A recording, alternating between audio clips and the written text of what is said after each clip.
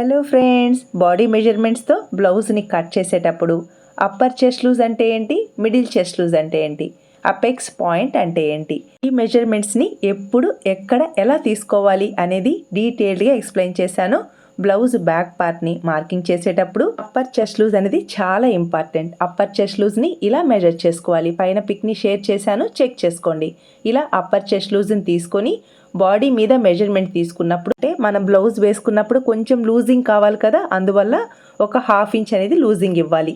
బాగా బస్ట్ ఎక్కువగా ఉన్న వాళ్ళకి లేదా బొద్దుగా ఉన్న వాళ్ళకి 3/4 ఇంచ్ వరకు లూజింగ్ ఇవ్వాలి. ఇలా అప్పర్ చెస్ట్ లూజ్ మెజర్మెంట్తో బ్లౌజ్ బ్యాక్ పార్ట్ని కట్ చేసుకున్న తర్వాత నెక్స్ట్ నడుం లూజ్ని కరెక్ట్గా మార్కింగ్ చేసుకుని డాట్స్ కోసం ఎక్స్ట్రా ఖర్చు ఇవ్వాలి. ఇక్కడ పాట్ నెక్ని డ్రా చేయడం కోసం మనకి నెక్ డీప్ ఎంత ఉంటుందో 3 భాగాలుగా డివైడ్ చేసుకొని ఇలా ఈజీగా పాట్ నెక్ని డిజైన్ చేసుకోవచ్చు. షోల్డర్ డ్రాప్ అవ్వకుండా ఆర్మ్ హోల్ దగ్గర వ్రింకిల్స్ రాకుండా ఉండాలి అంటే కరెక్ట్ ఫిట్టింగ్ వచ్చేలా ఆర్మ్ హోల్ డౌన్ని మార్కింగ్ చేసుకోవాలి. ఇక్కడ ఆర్మ్ హోల్ లూజ్ వచ్చేసి 7/3 ఇంచెస్ ఉంది.